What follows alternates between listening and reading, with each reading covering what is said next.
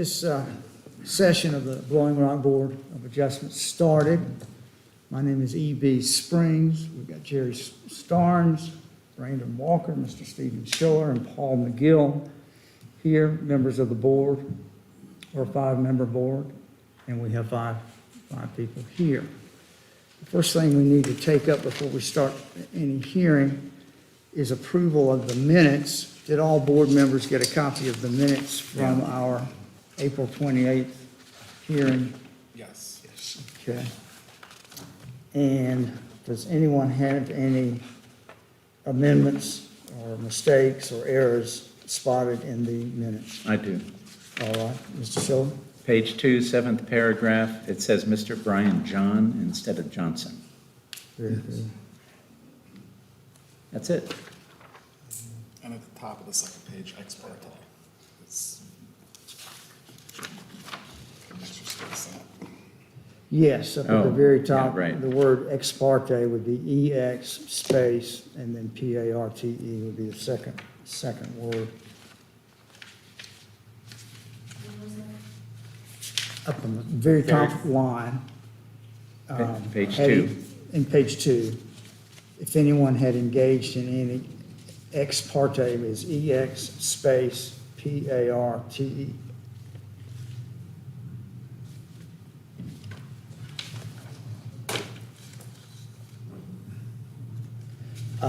I see no other errors. Do I have a motion to accept the minutes of the April 28th, 2022? I'd like to make a motion to that effect.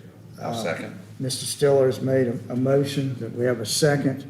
All in favor of accepting the minutes from April 28th, 2022, say aye. Aye. So they are accepted.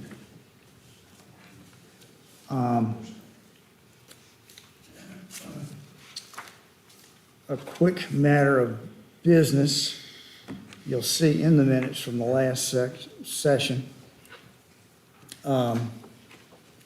we, the board, discussed the idea of in these variance hearings where we have to have 4 members to have a quorum, and all 4 members would have to agree to grant any variance request. We discussed whether or not, in the interest of due process and fairness, we would, if we only had 4 members and there was no room for any dissent of any kind by that, for the variance, to ask the variance applicant if he was okay going forth with only 4 members, and if he objected, we would not do that. After the hearing, I heard from, individually, not as a group, from some board members that reminded me of the sacrifice that comes with being on this board. People have to rearrange travel and other plans. And we very often, as did happen tonight, we originally had 7 members that were going to be here, 2 extras, and we lost them at the last minute. And they reminded me that we so often lose people that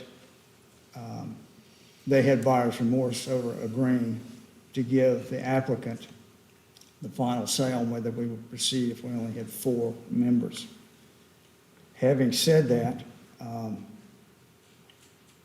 I'd like to discuss with the board members here whether or not they want to take back the final authority and decision to proceed with 4 members, if that's all that are here, to the board. Does anybody have any comments? I think it's fine as long as the petitioner says that's okay with them.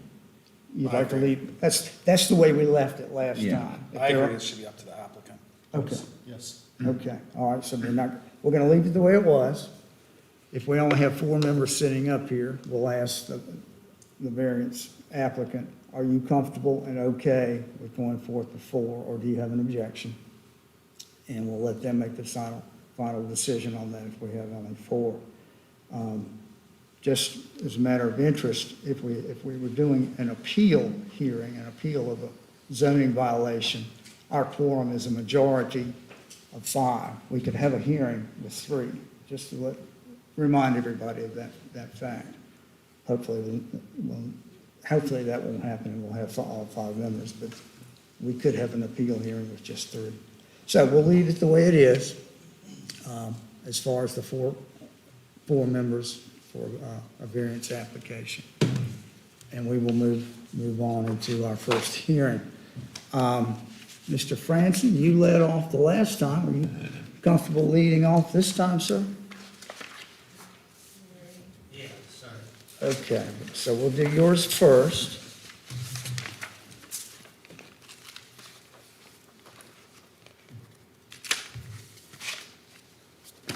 And I'm holding a staff report packet. Did all board members get a copy of the Franson variance application staff report Yes. packet?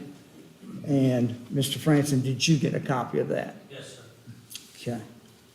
So this is going to be variance case number 2022-03. And our minutes are going to be kept by Ms. Taylor Miller, who is an employee of the town and works in the town planning and inspections office. Mr. Franson, are you okay with Ms. Miller, since she's a town employee and actually works? You okay with her keeping minutes? All right, Mr. Johnson, are you all right with Ms. Miller keeping the minutes? Sure. Okay. And we've had a couple of our cases go down the road on appeal. And as a consequence of that, I've been reminded that I'm supposed to state the standards and procedures that we use in this hearing, and I'm going to do that. This hearing is a quasi-judicial hearing and is conducted according to the rules and laws pertaining to quasi-judicial hearings. It will have all of the essential elements of a fair trial. Parties will have the opportunity to give evidence, cross-examine witnesses, inspect documents, and testimony shall be under oath. The board's findings will be based upon substantial, material, and competent evidence.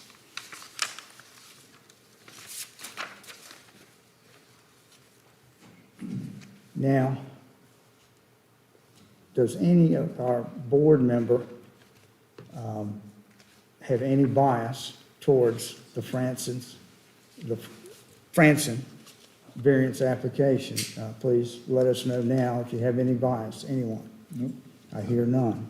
Does any board member have a conflict of interest, such as a relationship, a family relationship, business relationship, or other sort of conflict or interest in this case? Anyone? No. Has anyone had any ex parte conversations about this case with anyone? Anyone? All right. And has anyone, we are allowed to drive by the Franson property to look at it, to eyeball it, as long as we don't get into any conversation with anyone. Has any board member driven by the Franson property and looked at it? Yeah. I have, Mr. McGill. I did last time. Okay. Last time. And all of the board members have driven by the property in question.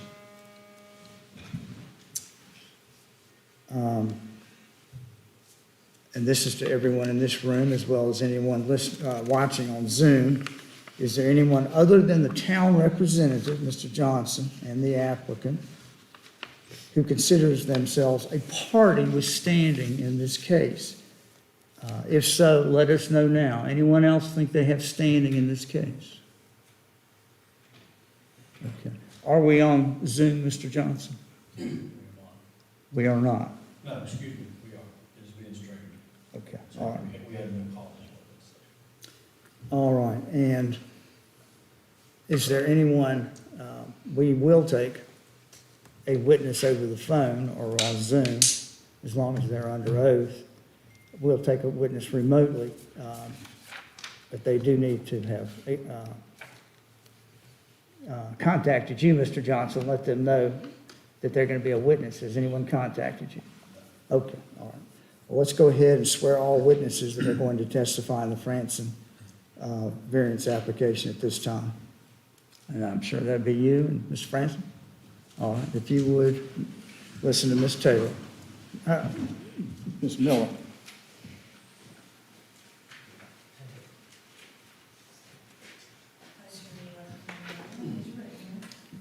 Do you solemnly swear that the evidence you the whole truth and nothing but the truth, so help you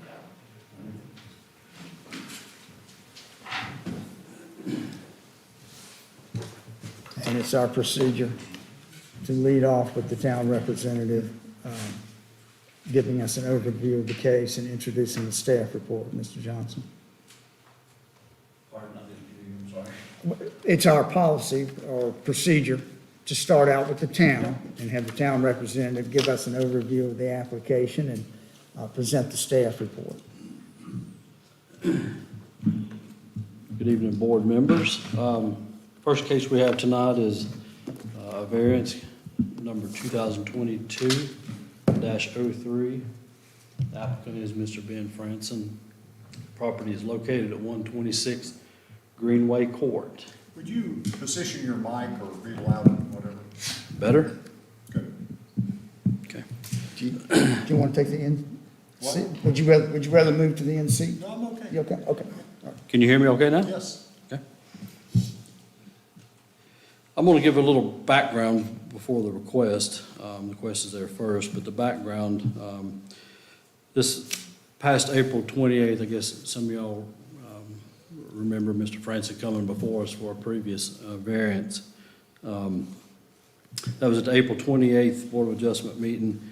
Mr. Franson had requested one parking space, the variance from section 1620.6, to reduce the minimum width from 9 feet down to 8 feet. That was on the south property line, and Mr. Franson was granted that variance. His current site plan, his original site plan had one parking space between the building and Greenway Court, which exists today, and it has been there.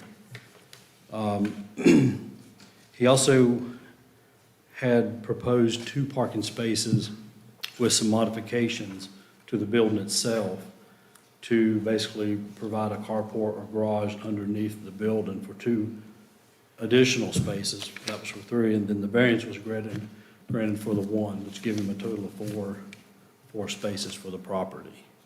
Let me stop you there. For some reason, I got the impression during that hearing that when he built the 2-car carport area, he was going to give up that front spot, but that's not the case. He was still going to have that. You know, we would have the 1 existing, the 2 with the construction of the modification of the building, which would have been 3, and then the additional parking space for the variance that was granted would give him a total of 4. I'll be And done. he Okay. was, I think his end result was the 4 parking spaces. Okay. So it was granted with the one space. Tonight, Ben is requesting an additional variance from the parking space dimensions, which would allow an additional parking space on that same south side to basically park in tandem in front or behind the 1 that was previously granted with the variance. To my knowledge, there hasn't been any building modifications up to this point. So as it sits now, we still have the current parking space that's between the building and the Greenway Court. And he can actually utilize the parking space that the variance was granted for. So no modifications to the building with the 2. So right now, the property holds 2 legal parking spaces. I've got on the screen here the map of the subject property. But again, the variance that's being requested is from the 9 feet down to 8 feet for an additional parking space from section 16-20.6, and I'll answer any questions. And I think Mr. Franson can probably give in his testimony, can give a better understanding of why he's requesting the additional variance for this. Mr. Johnson, are you offering the entire staff report, including the photographs, into the record? Yes. Okay, we'll let the minutes show that the entire staff report, including the photographs we all have, are in the record. Mr. Franson, do you have any cross-examination of Mr. Johnson? No, sir. Of course, you're going to be able to address this in just a second. All right. Any board member have any questions of Mr. Johnson?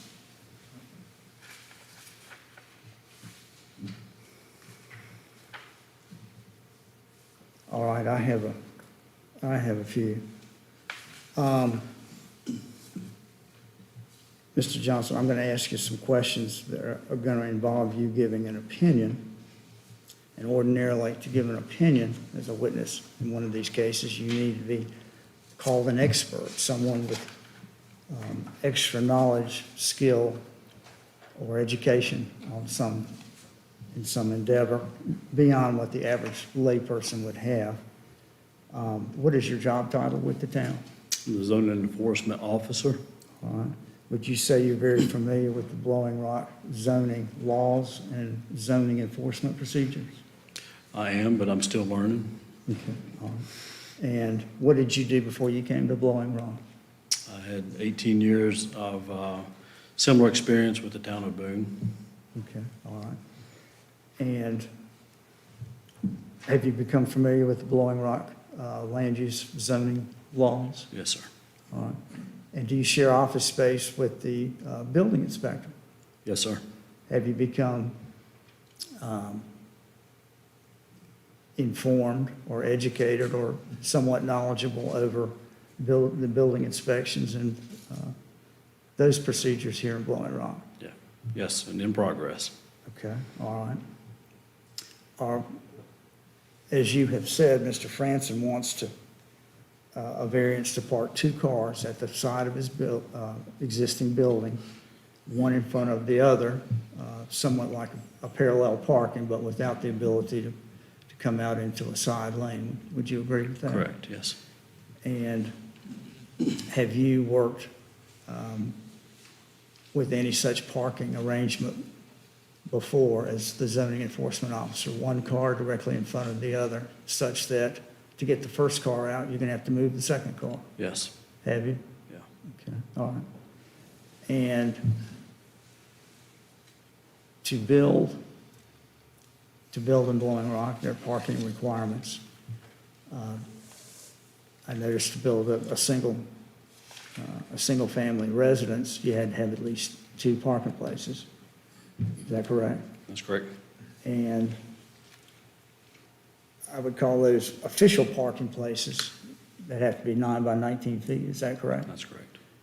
Are there also informal parking arrangements where someone has their 2 official parking places for their single-family residence, but they also park a third car somewhere over on the lawn or whatever? Is that done?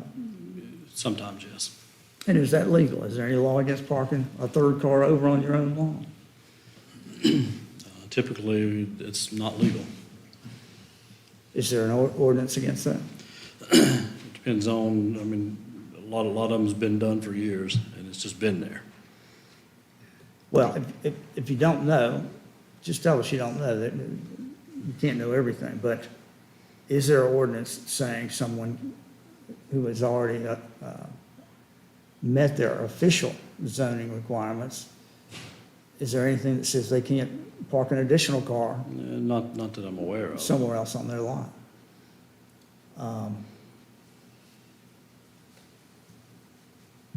So when Mr. Franson came to us in April, if he had constructed the carport that would accommodate 2 cars, and he kept the front parking place at the building, that would be his 3 for a 3-bedroom short-term rental. He would have met his requirement for official parking. I mean, right now, there was only the 1 legal space there. Yes. If he had taken out the front of the building and made the carport such that you could park 2 cars up under there, and he kept the front parking place, he'd have 3. Yes, So he would have had his 3 official parking places necessary for a 3-bedroom short-term rental, wouldn't he? well, the key word is if you had it for the short-term rental use, yes.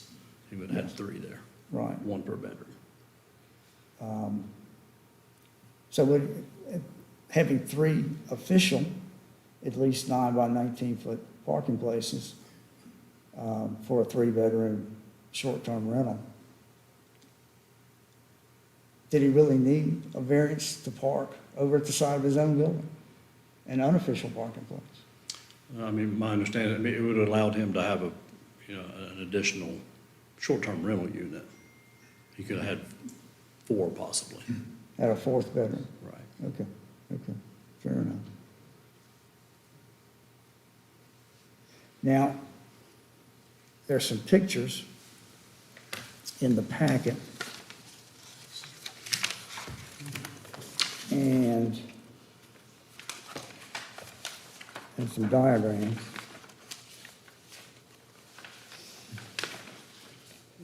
And I'm looking at a sketch diagram.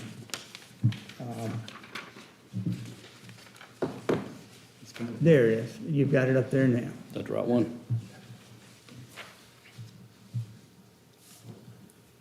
Do you have a laser pointer? Can I borrow that?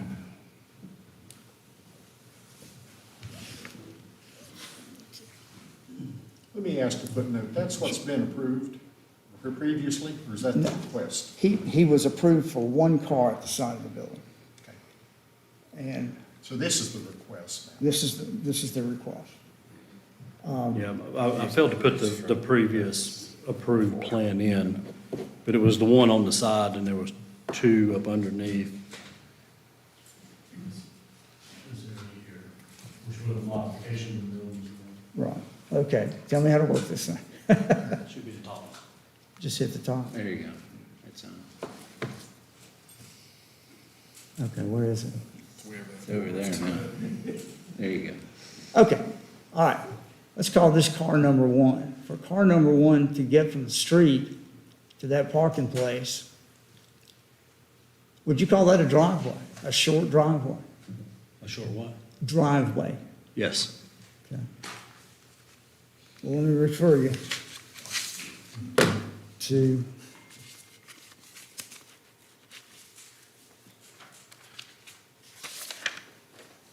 (16) 20.7, required widths of driveways.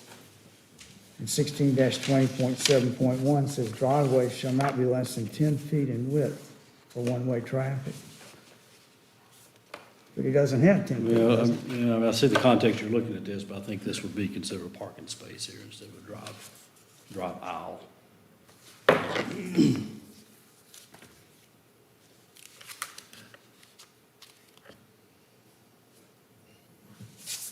Okay, We can look at the definition a little closer with that. well, let's take a quick look at it. It's in the front of the land use code.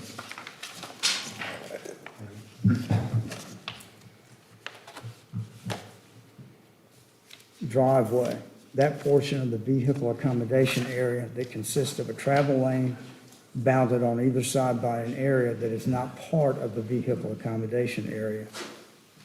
Driveways may serve as access from streets or private roads for single-family residences and may serve as access between parking areas.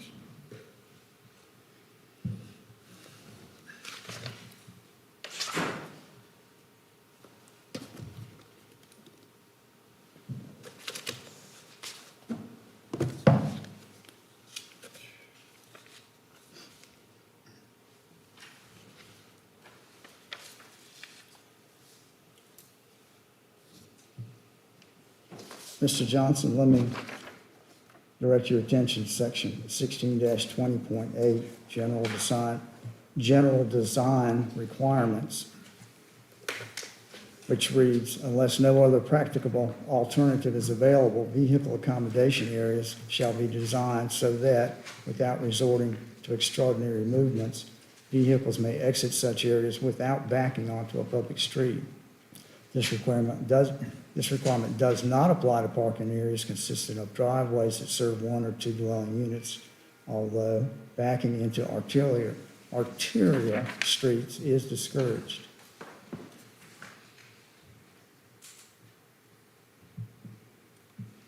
Would you agree that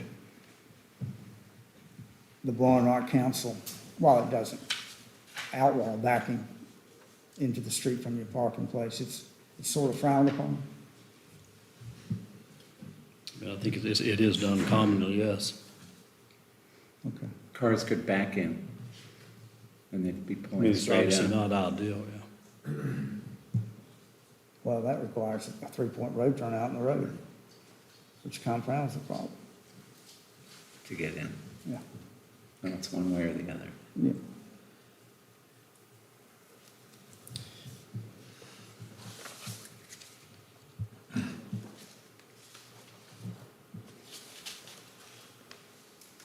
So I think the word discouraged is obviously a key word there. Understood, understood. Clarify for me why we're back on this. We did it in April and we got him settled, we had thought. It's just that he does not want to deconstruct part of the house to make the parking underneath. Is that the problem now? I mean, Is that the reason? The April variance, yeah, the April variance was requested and, for one. Yeah. And I'll let Mr. Franson explain why we've got a change here. Yeah, let's ask him. He's, Mr. Johnson, let me direct your attention to section 16-20.6, parking space dimensions. Each parking space shall contain a rectangular area at least 19 feet long and 9 feet wide. Lines demarking parking spaces may be drawn at various angles in relation to curbs or aisles, so long as the parking spaces so created contain within them the rectangular area required by this section. I don't in there see any sort of reference to, you called it a tandem parking situation, one car directly behind the other. Is there, am I missing something? Is there any mention of such a parking arrangement in there? No, sir. No, that does suggest that, the spaces need to be demarcated, I think, to indicate it.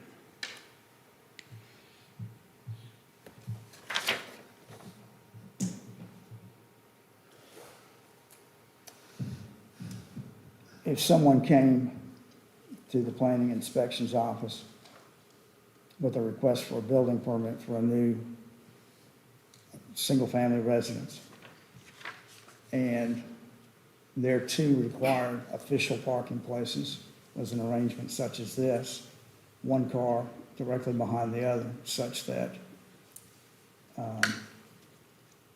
a vehicle would be required to be moved, vehicle number two to get vehicle number one out.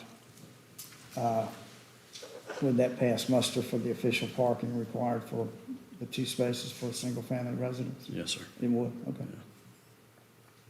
I have nothing further from Mr. Johnson. Anyone else have anything? Thank you. And Mr. Franson, at this point, do you want to ask him any questions? Okay, all right. And would you like to speak to us? Would you like to speak to us? Just a point of the front. Come on up to the microphone, please. In reference to the front space, that the side spaces, and that was an oversight on my part, and I apologize because I originally wanted 2 spaces, but I just thought that we were having 2 spaces in the original application. That was my oversight. The other oversight was that with cars underneath, I wouldn't have any handicap accessibility. So anybody that would short-term rental wouldn't have the space to get a wheelchair or anything out of their car to get into the residence, which in this respect, it allows that. Is my understanding correct, the previous variance, you would have had the car to the left of the building, that first car up there. Yes, And then you would have had 2 spaces where the awning is right now of the building. And that would have been it, right? yes, sir. And so all 3 cars would have been backing onto the street. Right. And with the new proposal, you have the 2 cars in tandem, but then you're also keeping the handicap space. And you're also not interfering with the aesthetics of the building. correct? Yes, sir, it doesn't interfere with that, and it doesn't interfere if I put two underneath and, you know, to reconstruct the house, then if that's a separate tenant, you can't call them up and say, hey, you gotta move your car because I gotta get out. Right. That, it's not realistic, but the two on the side could be for a rental, and then the one in the front for the separate rental. And that would be handicap accessible as well, which I think is important because my father was handicapped, so I understand. Would the two on the side be, Difficulties that handicapped people have. would the two on the side be designated to a specific, I don't know if there's multi-units in the building, but to a specific unit where two I would cars, two assume bedrooms? so, but I can't make that distinction, you know, how it would be deviated, you know. Mr. Johnson, can you put this picture up for us? Yes, put that up, please. This one.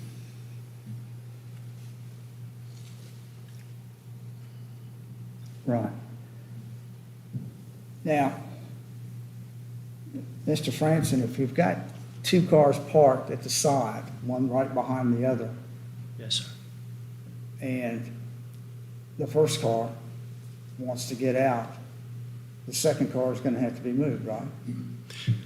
Right, when you pull the first one in, but, you know, a short-term rental, if it's a couple or two parties, you know, they drove together, that one would never move. Chances are neither of them move before they leave their trip because they can walk to everything in town. Let's talk about the situation where both cars, two cars, car number one and car number two are parked at the side. And they have the property line right there next to the car with your neighbor on the left. If, God forbid, car number one wants to leave and the driver owner of car number two isn't around to move it, car number one can't leave, can it? Can it pull in? It looks like there's a big gravel driveway. Yeah, that's the neighbor's property. Yeah, well, that would be the neighbor's property. So if not using the neighbor's property, then no, they would not be able to leave until they moved that other car. But if it was an emergency, I don't think it would be a problem to come out on the neighbor's property. But I can't say. You know. Well, can you foresee the situation where three couples with three cars come and rent your whole house? And two cars are at the side and one couple goes off, the couple that has car number two, car number one couple wants to leave and they're blocked in. What's going to be their inclination? Well, and that's why I would say that would be for one rental. The one in the front is unobstructed. The cars that park on the side of the house are far beyond the one in the front leaving and coming and going. You know, as opposed, you know, as reference to that drawing. Well, let me ask you again. Car number one is parked. Car number two is behind it. Right. The couple that owns car number two is gone, and car number one wants to leave. They can't leave, they're blocked. Right. Are they not gonna be tempted to drive on your neighbor's property? Doesn't that worry you? I can't speak for that, but I mean, there's a possibility that that could happen, but I couldn't speak for that. If their parties are together,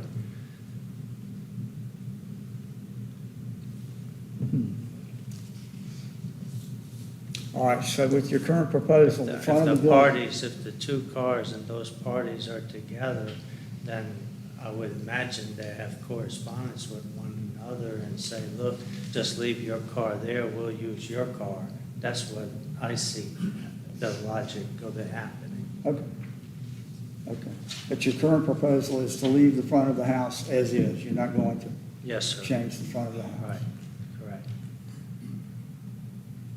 So you'll have two spots up front and then two on the side if we grant this variance. You'll have four total, so you can have four. Two in front, I mean, one in front, two on the side. Or just one in front? Yes, sir.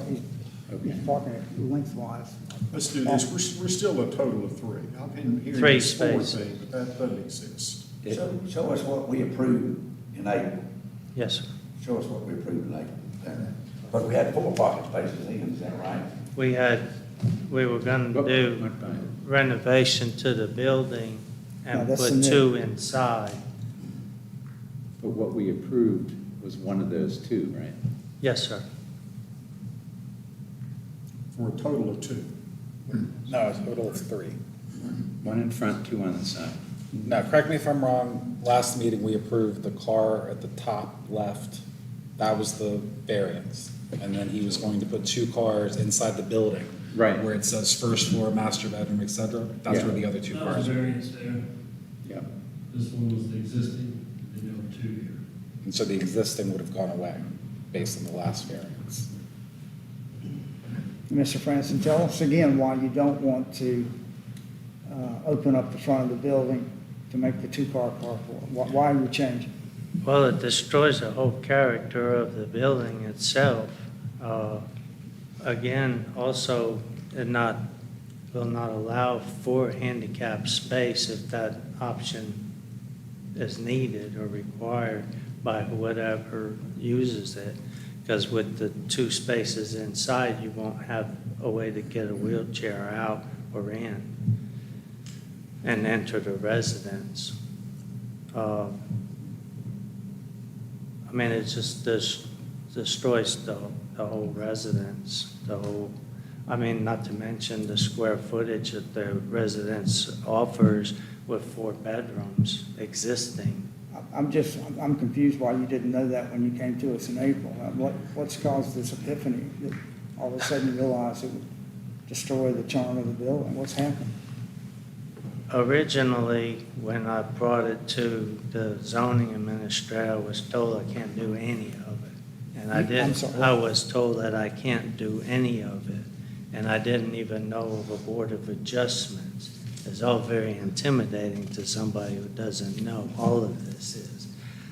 So when I found out that there was a board of adjustments, then I had already been, it's already been thought that the only thing that I could do was to renovate the building. I don't wish to cause any, bad feelings or anything. I don't want to say anything out of place. But it was my understanding that I couldn't have any of it until I found out that I could bring it to you and let you, make the decision if it's okay or not. Can we go back to the diagram, Mr. Johnson? Yeah, take us back to that.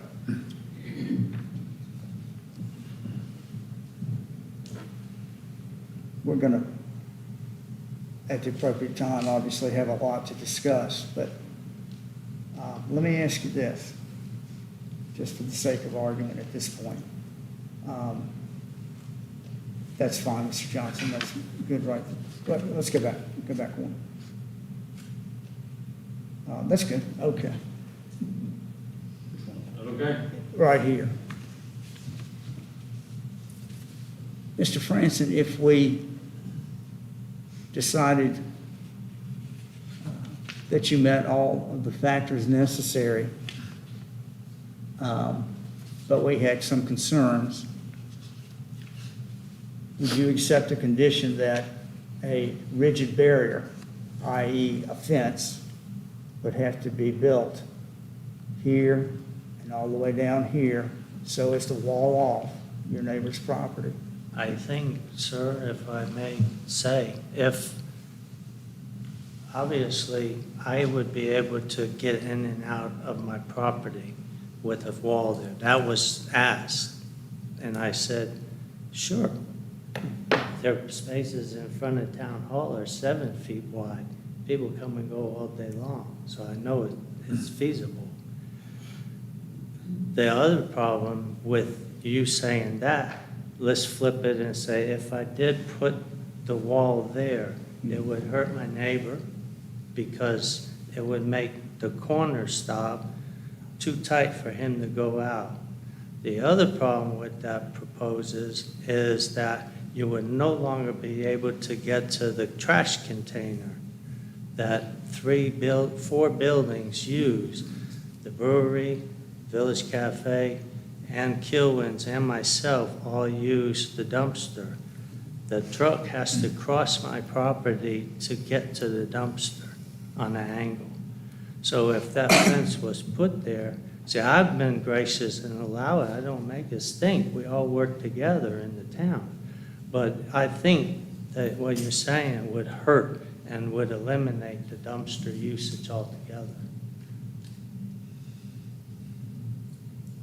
Got my opinion. And with the cars parked pulled up, the dumpster can get in and out easy because they do it all the time. My van, my dump truck was parked in that front space many times. And the garbage truck can get in and out without any problem. But they cut across the corner of my property to do so. Can you wait until the discussion? Let me ask you where the dumpster is. Is it back this property line? Is it on your property or mutual? It's on Kilwin's property, and they allow, what I understand is they allow it because the brewery uses that dumpster as well as Village Cafe. And we all work harmoniously with each other as far as my knowledge.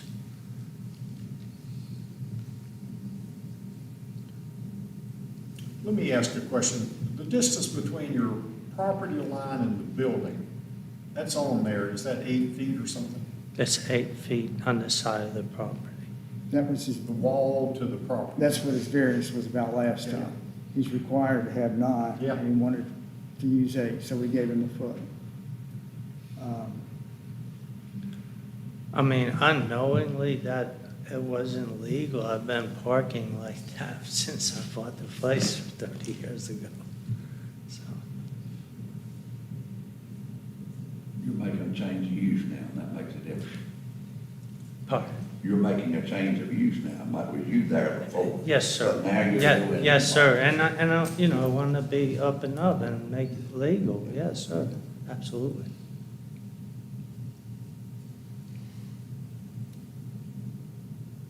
Mr. Johnson, do you have any questions of Mr. Francis? No, sir. Any other board member have any more questions? I don't either. Thank you, Mr. Francis. Edie, I think this is a good statement. I think we're the place to come to and say, hey, this doesn't make sense the way I've said it. I think that's what our role is to hear this again and say, he committed to things that are going to be difficult to perform. I accept our role for that. We're obviously going to have to. Go ahead. Have a good bit of discussion when we get No, we're good. to that I'm not point. making any great statement, except I think he's correct, and I've done this too. I need to get this right before I spend any money on it. Can I ask a question? Sure. I just want to ask, whatever y'all decide, as Ben brings anything forward for actual permit, what we need to approve in the field, we need to have an idea how we'll go about it. So, Ben, will you go to the one that has the photograph? Let's make it official. Mr. Rothrock, would you swear him? All right, Swear swear. him. I sworn in with all. All right. Did you get sworn? Okay, go ahead. I'm sorry to interrupt. It's okay. That's better there. We'll try it upside down.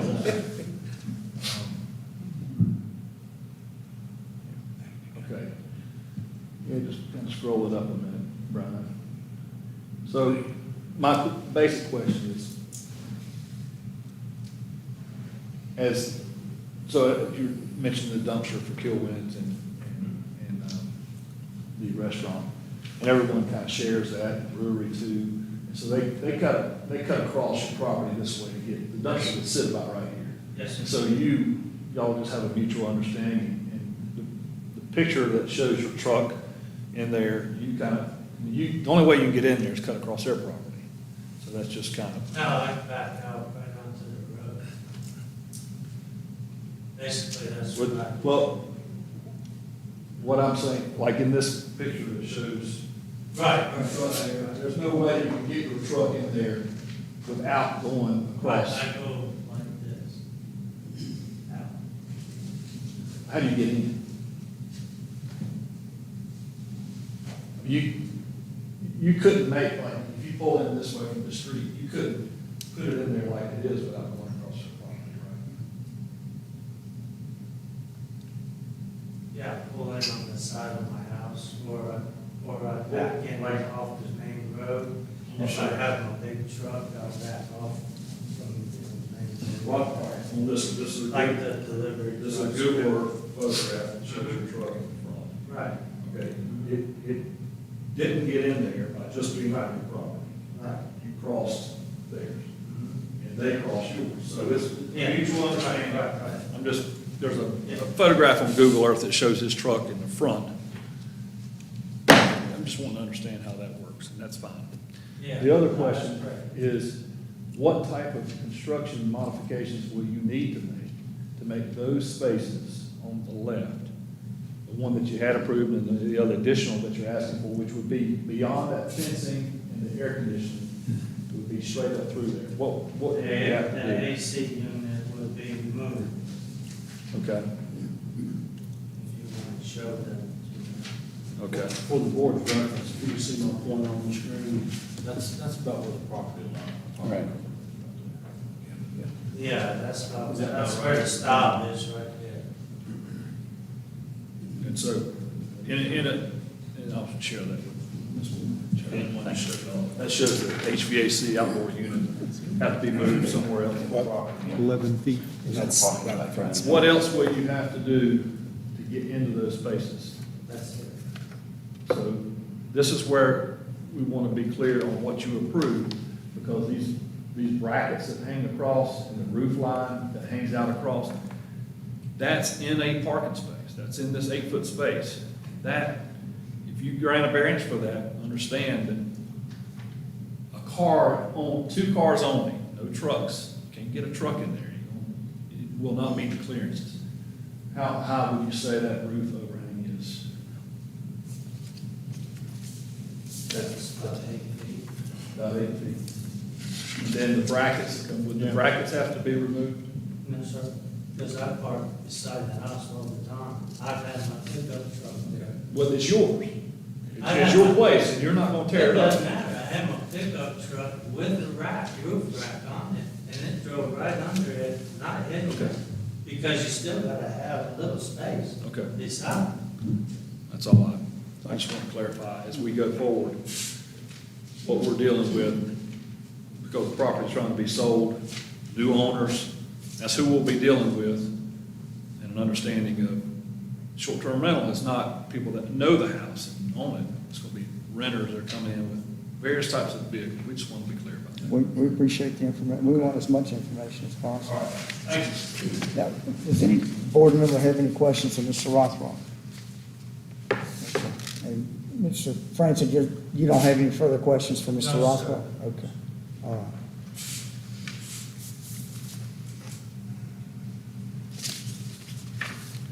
Mr. Johnson, I forgot to ask you something that pertains to notices of the hearing.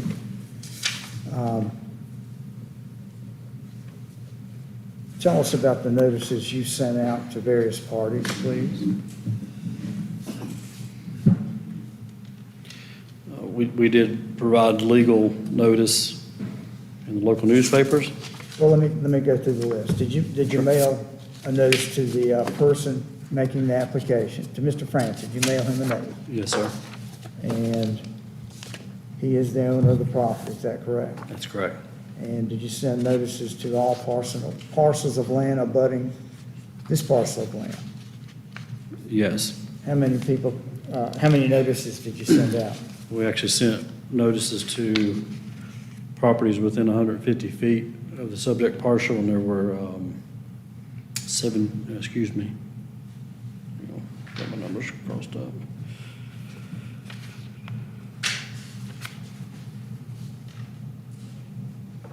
21. He sent 21 mail notices. Okay. Did I hear 21 or 30? 21. 21. They send a letter to the surrounding property owner.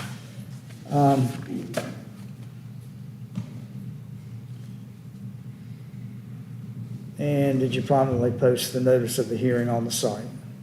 Yes, sir. Did you make all the required notices for this hearing?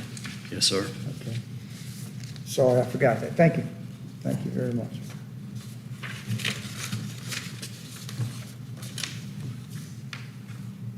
And nobody got back to you saying they have a problem with it?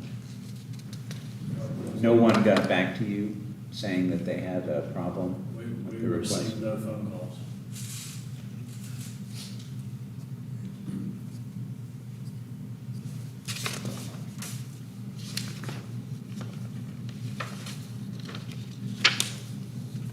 All right, I move that we close the evidentiary hearing so that the board can go ahead and make findings of fact and then conclusions, and then after Can I ask one more discussion. question of Mr. Francis? Sure, sure. To do what we approved last time with the two spaces under the, under that deck and awning, what modifications would you have to make to the building to accomplish that? No, Okay, so as of what we approved, you already have 3 parking spaces. Is that? oh, I have to move the air conditioning unit. No, under the previous. Oh, no, no, So what would you have to do aesthetically to the building? You say in your letter, nothing, nothing. you say in your letter that the original proposal would eliminate an entire room in the home and destroy the look of the building.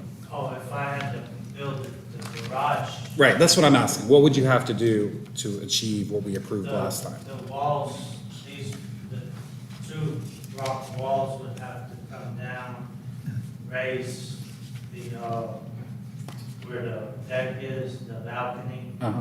That'll have to be raised to put an LVL in, and the 2 columns would be 6x6 posts. Instead of the stone? Right, so Right. that whole aesthetic would be gone. And then the front of the underneath part where the bay windows would have to be all eliminated, because that would go all the way interior. Okay, thank you. Yes.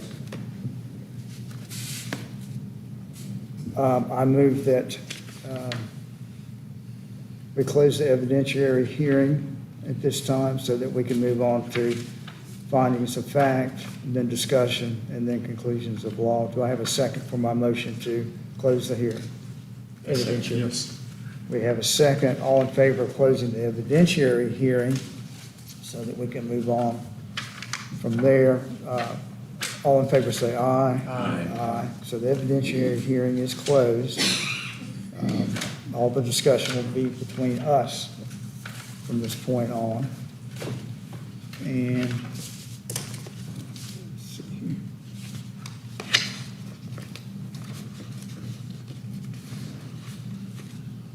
I'd like to make a proposal Sure.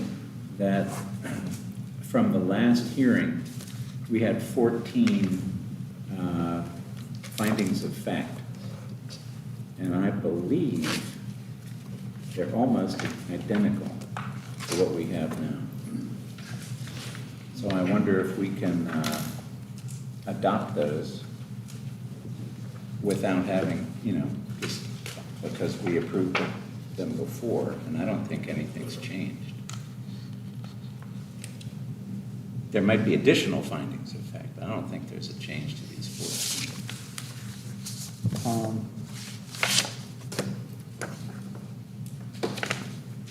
Let's breeze through them pretty quick. That's just the way my mind. At least see if they're relevant in the case tonight, based on your findings tonight. We have a little checklist sheet. Does everybody have one of these? I'm going to use this as guideline. Does anybody want to take the lead on the findings of fact? All right, here we go.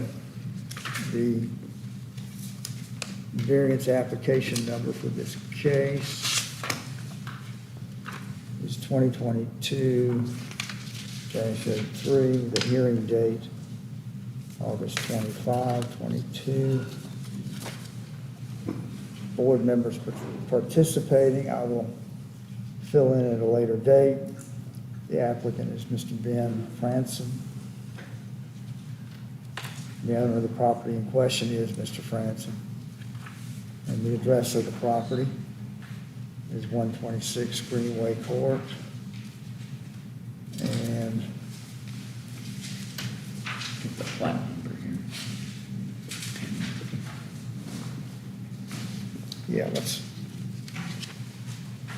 let's add the county PIN number to it also.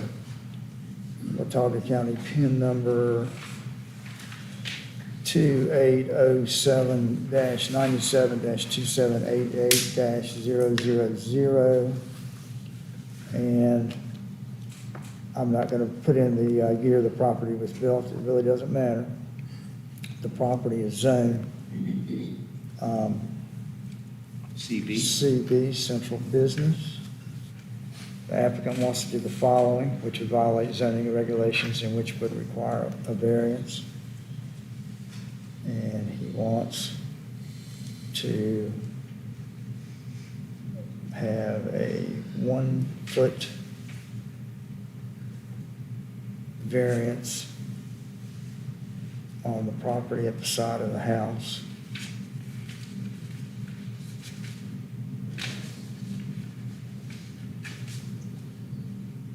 Where there is 8 feet in width. And the ordinance calls for 9.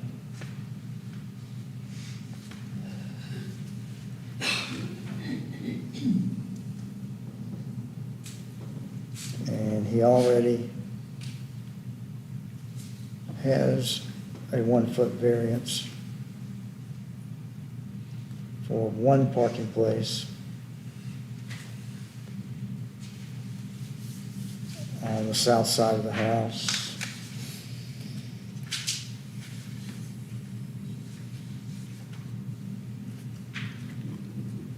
That variance granted in April of 2022. Applicant, Was it 28th? was it April 28th? Yeah. Thank you. Applicant now wants to add an additional parking place on that south side of the house.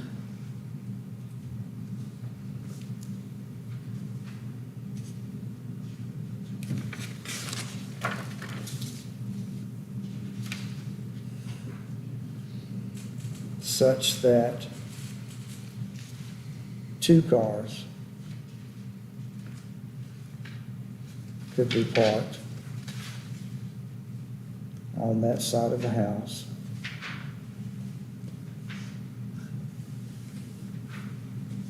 One car. Let me go back and say 2 vehicles could be parked on that side of the house. One vehicle parked directly behind the other in a parallel parking configuration, but without the ability of vehicles to pull out of the side of the parking spaces.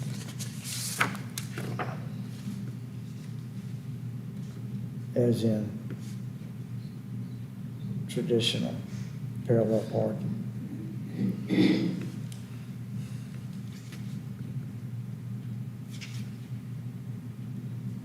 The neighbor's property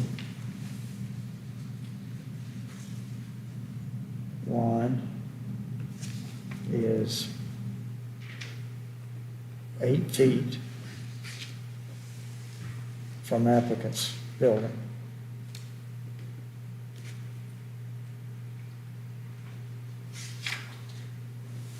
And the 2 parking places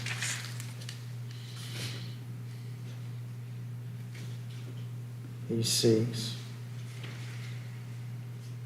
would be in that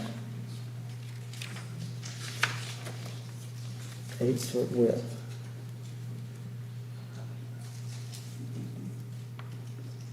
The ordinance requires 9. He seeks a 1-foot variance for the second car.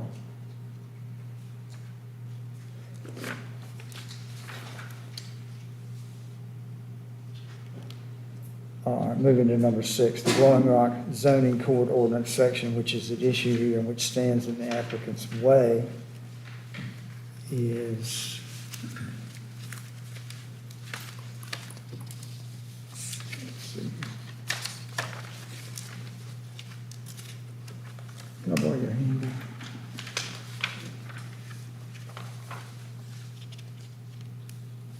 This one's 1620-6. Yes, is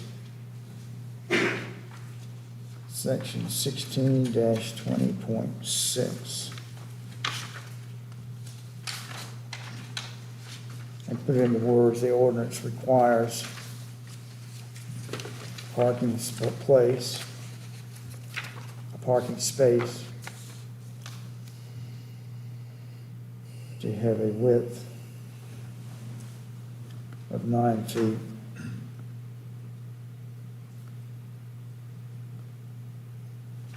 And the applicant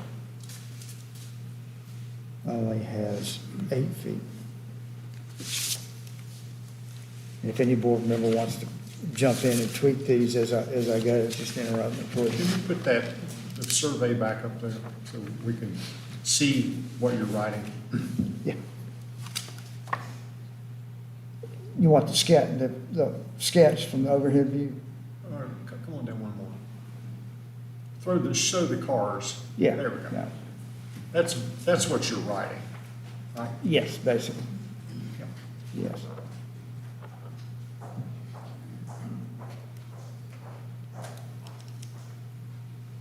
And I'm going to say C, applicant's sketch of the proposed parking spaces.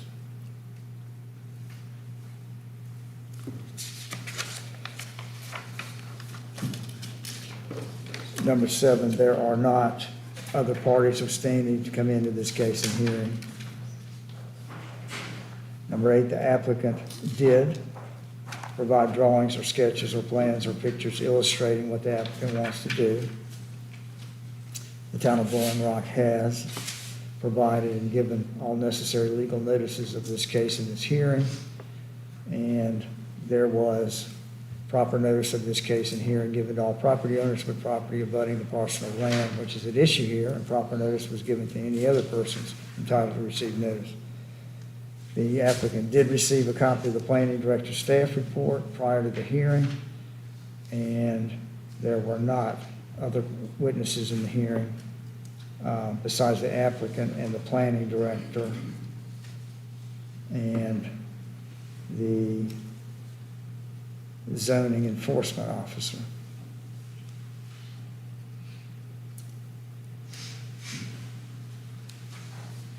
Period. There were no witnesses, there were no neighbor witnesses, there were no other witnesses. What the applicant is proposing, and let's have some discussion among the board, would or would not impair emergency vehicles such as fire trucks and ambulances. I've got some concerns, does anyone else?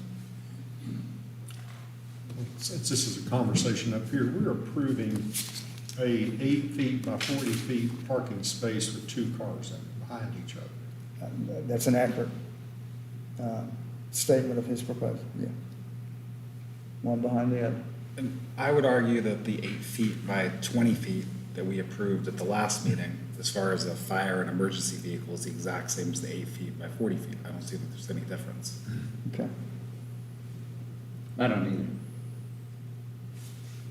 either. I don't see any difference, and there's the same amount of room on the adjoining property that would be available for emergency vehicles. Yeah, it's tight. Well, It's tight, sure. but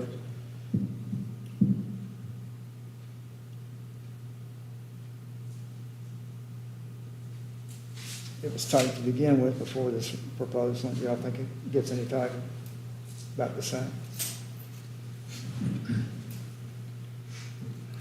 All right, but Say that again? it was tight to begin with Yes. before he made his first proposal. It's tight. It was tight before he made his second. It's still tight, but probably not any worse than what he was before this proposal. All right, I'll agree with that. But the applicant is proposing would not impair emergency vehicles such as fire trucks and ambulances. What the applicant is proposing would not create a fire hazard. What the applicant is proposing would not block or impede visibility on any street or highway. That's right. I don't see any. It's the same reasoning as Yeah. previously, Yep. in my opinion. What the applicant is proposing would not be contrary to public health and/or safety. Before this second application, he was going to have the variance car, we gave him car number, the rear car, was going to have to back out into the street. There's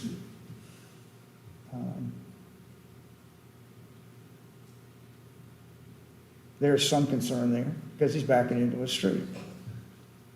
As there's a concern anytime any of us back out of our own driveway into the street.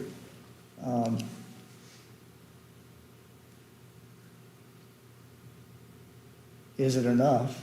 Now that he's got 2 cars that are going to be backing out into the street, actually he's going to have 3 total. Are we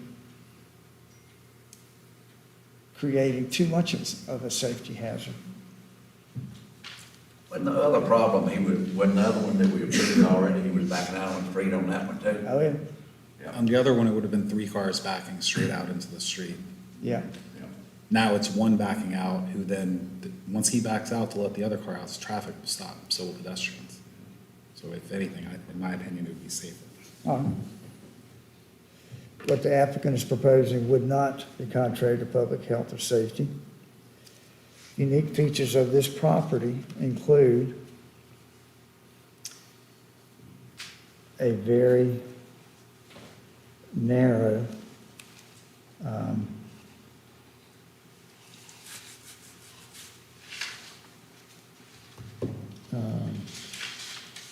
a very narrow width of property on the south side of the existing structure, existing building. 8 feet in width, 8 feet in distance from the building, from the applicant's building to the neighbor's property line.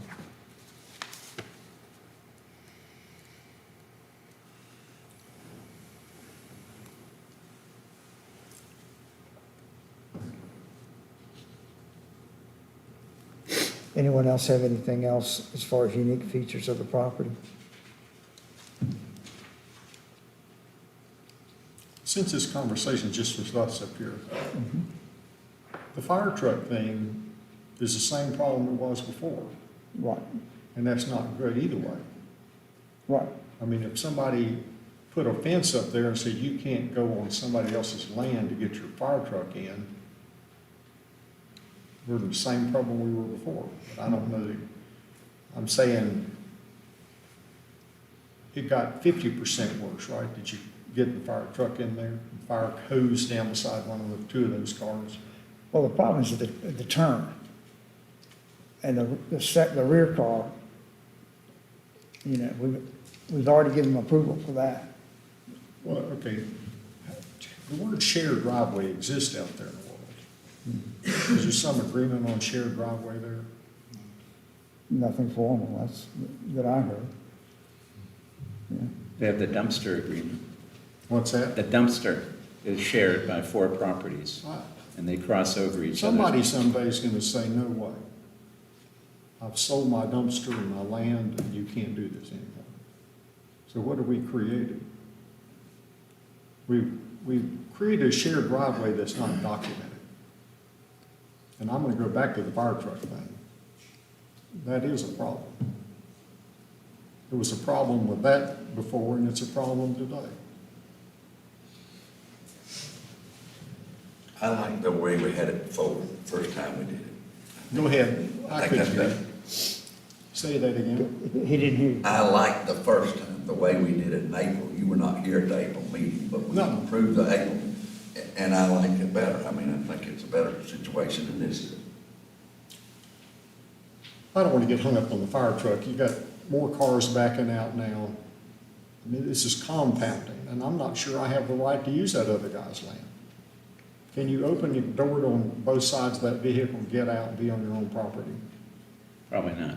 What? You need the room to open your door up. I mean, some cars are, 7 Well, feet I'm not wide. being, I'm not, okay. We've created something where we're forcing him to use the other guy's property, and I don't see a shared driveway agreement.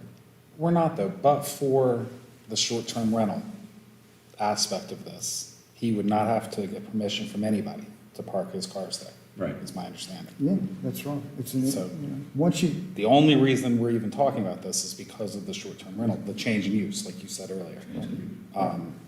And because I just don't see how we're making the situation worse. And also, I also think Bill and Kathy would be here with bells on if they thought there was an issue here. now, This is- who are they? They own the next door lot. Do- And my own personal experience, I worked there 25 years ago and drove that van, and you have to cut, you can't get in and out on either property without using a little bit of the that corner there, which is why a fence wouldn't work. A fence would definitely make it not work. Well, I don't think you can do a fence. I don't think you can. No, require a we don't. fence. That'd be, You have to get out to the top of your car. Yeah. and with Well, that all was these too bad. vehicles people are driving these days, these big vans and. That was true today, that was true before, and it's true today. You have to crawl out the top of your car and walk across it.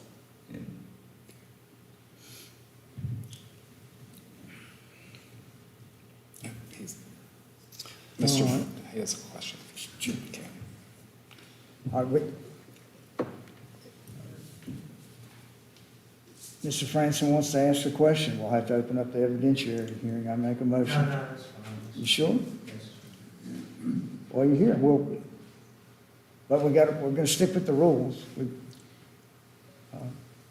I make a motion, we got, wait a minute, we reopen the evidentiary hearing to take a question from Mr. France. Do I have a second? I second.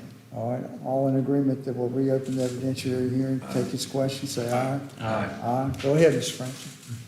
And just when you're talking about a fire truck, Bill and I had to take a tree down. We did it together with the neighbor on Main Street who owned the store. The tree was kind of on all 3 of our properties. We brought a crane in and they cut it down with a crane and they missed power lines and everything with an enormous crane, far bigger than a fire truck.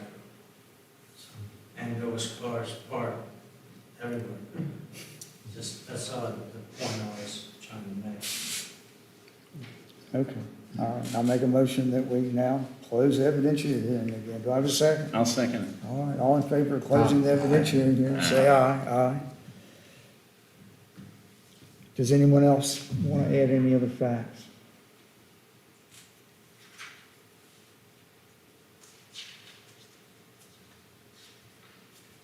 Okay. All right. I make a motion that we close the findings of fact and that we adopt the findings of fact as I just narrated them. Do I have a second? I'll say. Okay. All in favor of adopting the facts as I just recited? Say aye. Aye. Paul, did you? Aye. Yeah, it's unanimous. So we adopted the facts by a vote of 5, unanimous.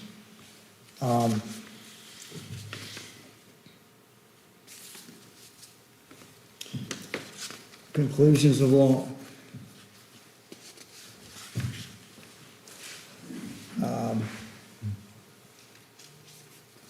There's a number of Court of Appeals, North Carolina Court of Appeals cases that lay out what we're allowed to do, and basically we can bend the rule, we can vary the rule, but we can't break the rule such that we go completely contrary to the spirit of the rule, or as they said in one case, the Board of Adjustment has the power to grant a variance only where it can do so within the spirit of the zoning ordinance. The board is prohibited from authorizing a structure which conflicts with the general purpose of the ordinance, for to do so would be an amendment of the law and not a variance of its regulations.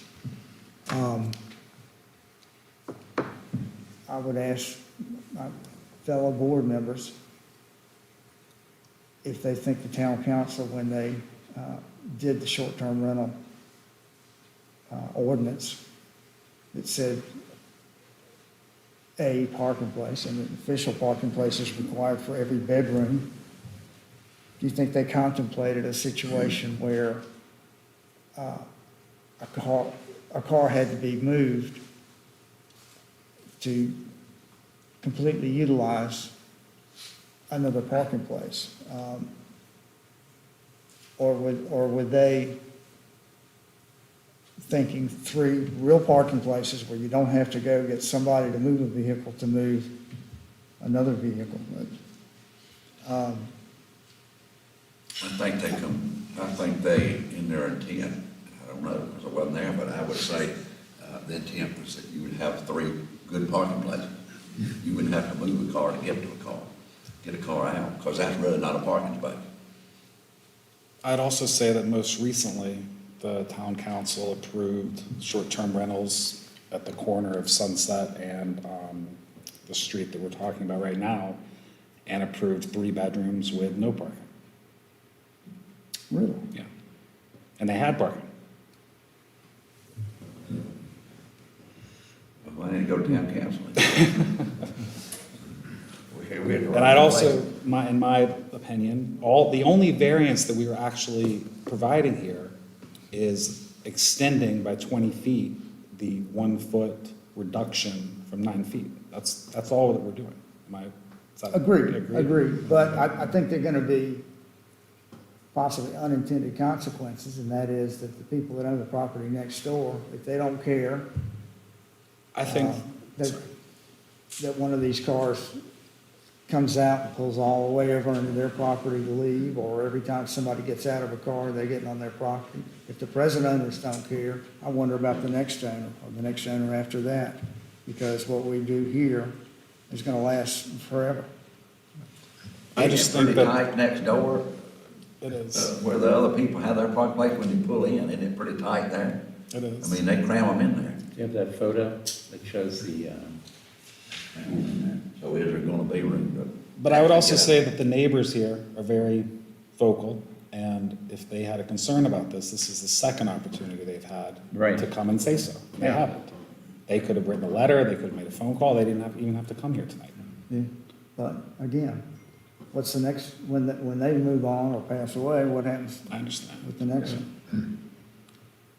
And I also still keep coming back to the idea that the parking spaces that are being requested is only in front of us because of the short-term rental.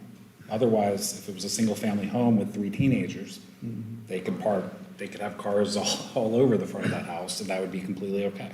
Because they're informal parking Right. places. I agree with you. Since we're discussing that, do I have the right to park in your yard? No. Are we creating a circumstance where I'm gonna go park in your yard without it. I don't think we are. No. I'm not saying that. I'm saying we are. That we're jumping up town council and these laws, and the strange parking space you and I made up, I'm okay with that.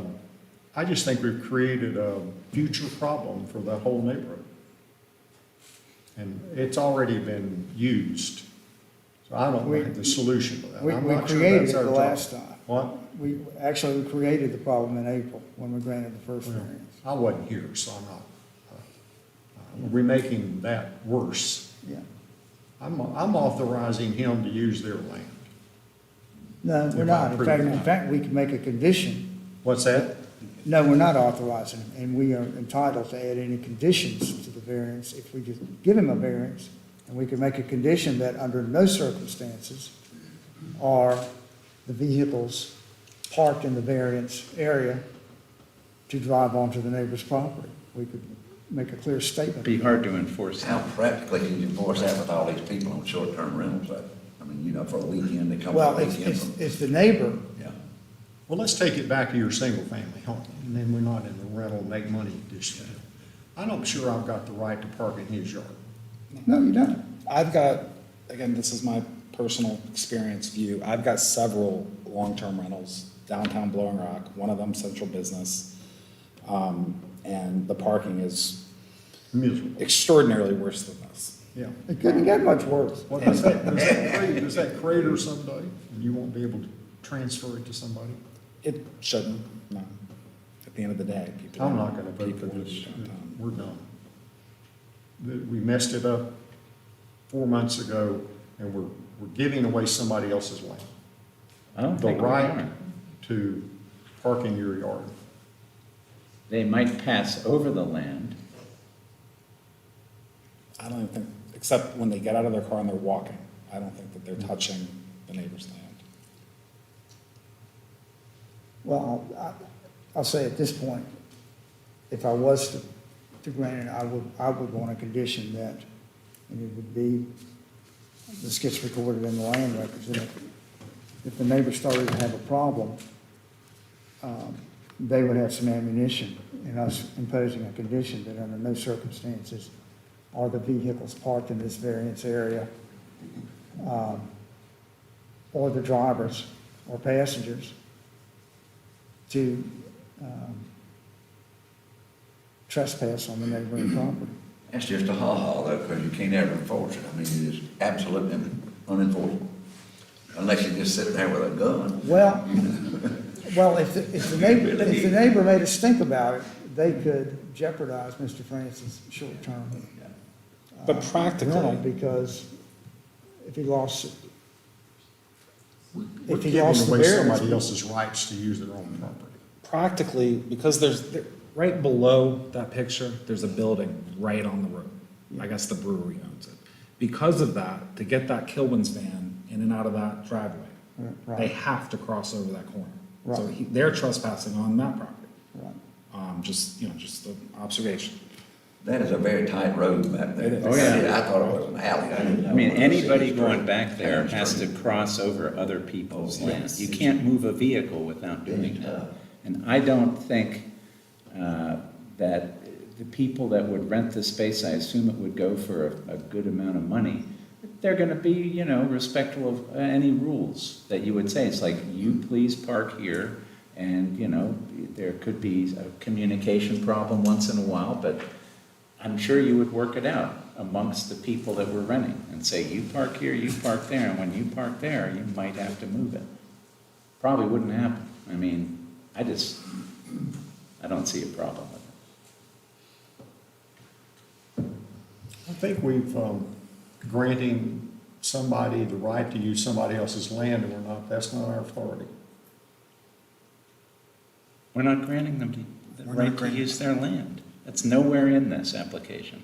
And I still think that the fact that the neighbor did not Exactly. voice that is that's a big, big factor in my. If 21 they were here right people now, were that would, contacted. I might be viewing this differently. I would view it completely differently. If there was a neighbor, the adjoining property having some specific problem, I would that would be very different in my mind. Yeah. That person doesn't exist. Are you willing to put in shared driveway agreement? No, what? Well, articulate that a little further. That's functionally what's happening. The people are using each other's land there. And the alley and all those words. Right. I think we could make a condition that the vehicles using these variance parking places do not trespass on the neighbor's property. I think we could do that. And your alternative would be what? The alternative is they need an agreement that that's a mutually used space, a shared driveway agreement. Somebody's gonna change their mind in here someday. I'm with Jerry, if you could put that in as a condition, and they get the town, they get a legal,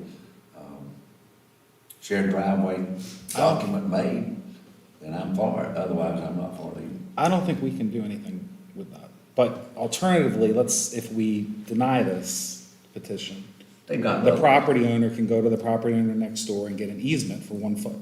And then they don't need to come before us again, right? I don't know why we're talking about that, because the idea is they're gonna pull straight in and pull straight out. I agree with you. Alternatively. We agree that that could happen that way. I just think we're setting this property owner up and the others to have a squabble someday over somebody using their land. Especially I with don't think short-term that's our rentals, rule. it makes it different than when you're an owner there and so forth, because you've got different people coming all the time. And that's the It's a reason I'm different- taking it back to being single family. Yeah. That's not the issue. The issue is I'm using his land Right, I agree. without an agreement. Back to the discussing what the town council thinks. At the last meeting or the meeting prior to that, they were discussing short-term rentals and that if there's more than 2 violations or complaints in a certain period of time, they lose their short-term rental license. So if the neighbors here complain, I don't remember the specifics, but if they complain a certain number of times, then this building would lose its short-term rental license for at least a year. Don't quote me on that, but that was the gist of it. That's still hanging in the air. That may or may Right, not. you were the one, you spoke about that. Yeah. So there are enforcement mechanisms, is my point, if there is a problem in the future. Well, that was probably contingent on that one agreement. I mean, it's just not all over that way, I wouldn't think. I think that they approved, you say. Kevin, are you familiar with that? Did they put a special documentation on that one? That was a separate than what I was just talking about. Anyway, But that was separate from what I was just talking about. All right, let's go ahead and take the factors. We've all, I think, in good faith, and as good board members, express our opinions, all of which are quite valid. Let's just see how it shakes out.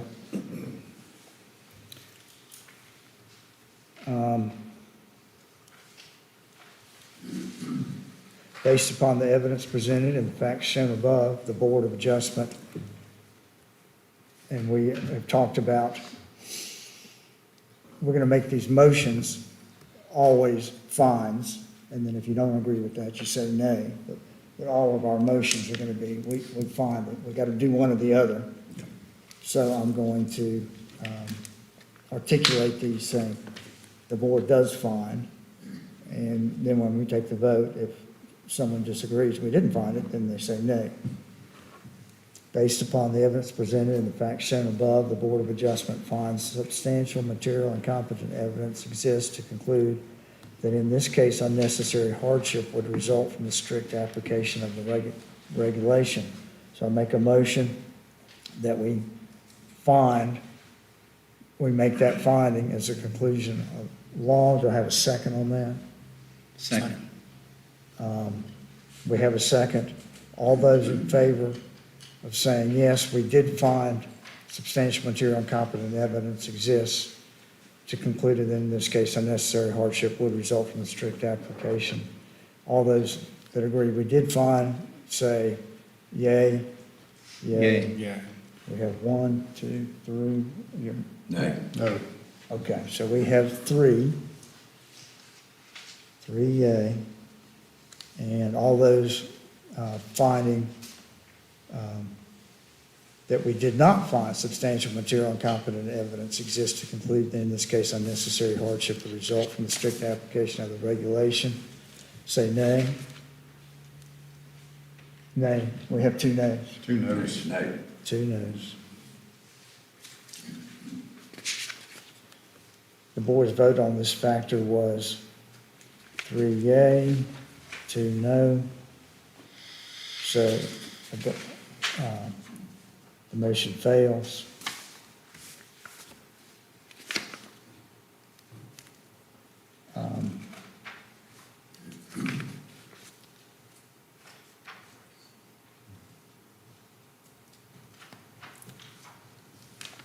Because it requires 4 votes in favor to pass.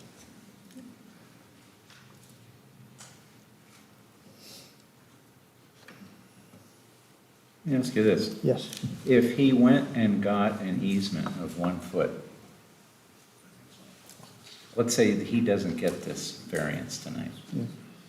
but he got the easement, he wouldn't even have to come back here, because it would be 9 feet, right? Well, yeah, So you wouldn't need a variance if you could get a 1 foot easement. Now, I'd have no idea what's involved in that.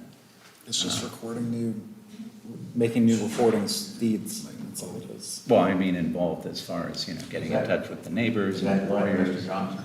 If he got the 1 foot and he could stack them in there like that, that would be fine. No? Yes? It would be 9 feet wide.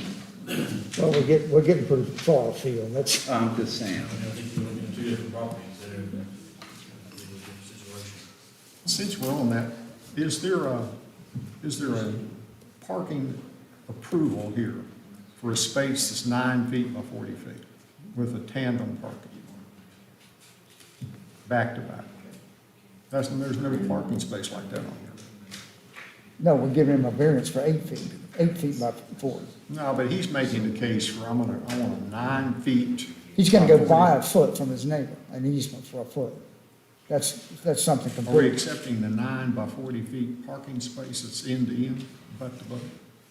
Does that exist? that's not here. We don't have, that was some They're brains. gonna come back with that. Not to us. Not to us. That's something they may settle between Mr. Franson and the neighbor. Let's move to number 2, take all the factors.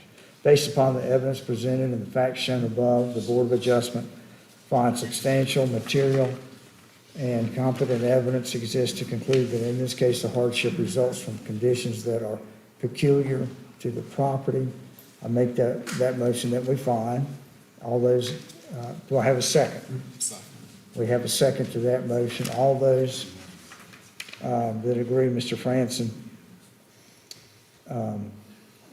that we did find substantial material and competent evidence exists to conclude that in this case, the hardship results from conditions peculiar to the property. All those in favor say aye. Aye. Aye, we have an aye, aye, 3 ayes. All those opposed say nay. Nay. And 2 noes, the motion fails. The vote was 3-2. Moving to number 3. Based upon the evidence presented and the facts shown above, the Board of Adjustment finds substantial material competent evidence exists to conclude that in this case, the hardship did not result from actions taken by the applicant or owner. Do I have a second on that motion? We have a second. All those in favor of the motion that we find substantial material competent evidence exists to conclude that in this case, the hardship did not result from actions taken by the applicant, say aye. Aye. Aye. And we have 3 ayes. All those finding he did not have that evidence, say no. No. And 2 no, motion fails. 3-2. Number 4, based upon the evidence presented and the facts shown above, the Board of Adjustment finds substantial material and competent evidence exists to conclude that in this case, the requested variance is consistent with the spirit, purpose, and intent of the regulations, such that public safety is secured and substantial justice is achieved. I make that motion that we find. We'll have a second. Second. We have a second. All those in favor of finding that he did meet the requirements, say aye. Aye. Aye, 3 ayes. All Nay. those Nay. opposed, 2 noes. Motion fails by a vote of 3 to 2. And the Board of Adjustment does not grant the applicant a variance to take the actions stated.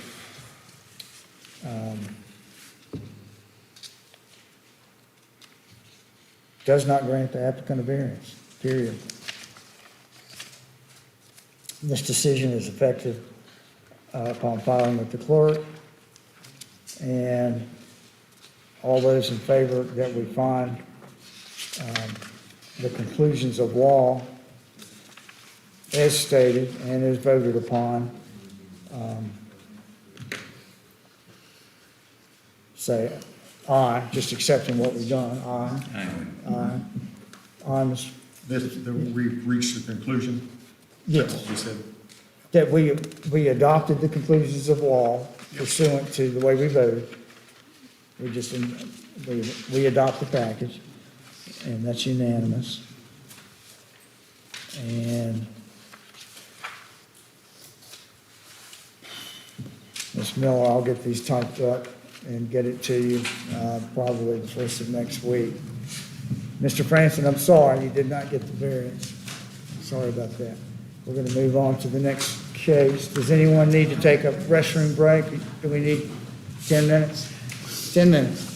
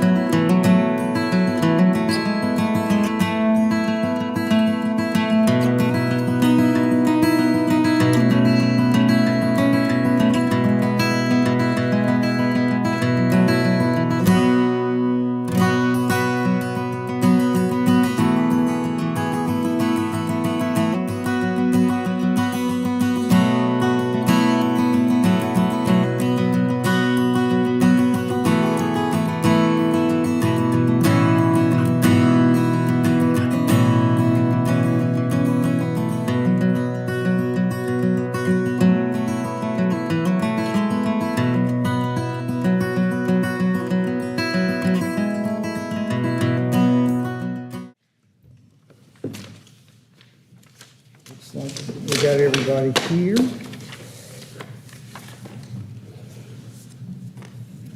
The next case is variance number 2022-04. The applicant is Keith, is it Swider? Sweeter, on behalf of David and Shirley Moreland, and these are the Morelands, I take it. And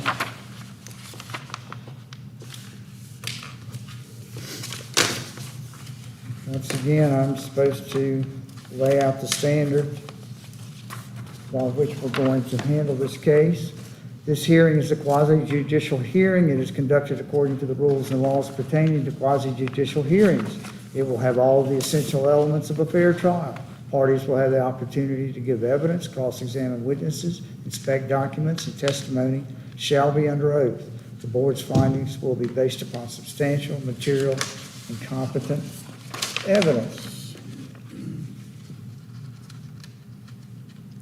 And does any board member have any bias towards any party in this case? No. No one does. Does any board member have any conflict of interest, a family relationship or business interest in this case? Nope. No? Has any board member had any ex parte conversations about this case prior to coming to this hearing? No. No? All no. And has any board member driven by the property location for this hearing? Yes. I have. Anybody else? Yes. Mr. Walker? I didn't have an opportunity to. I did not. I just got it. Mr. Walker and Mr. But I McGill? have seen the, Did we had not. cover to cover Mr. Schiller, the presentation. have you been by? Yeah. Okay. Went by today. So Mr. Schiller, Mr. Springs, and Mr. Starnes has been by the property. And does any party object to any board member hearing this case? Any objections? Okay. And is there anyone other than the town representative and the applicant who considers themselves a party with standing? I'm talking to anyone in this room or out there on Zoom. Anyone think they have standing to enter this case? I hear nothing. And at this time, we will go ahead and, I'm sorry, let me ask the Morelands.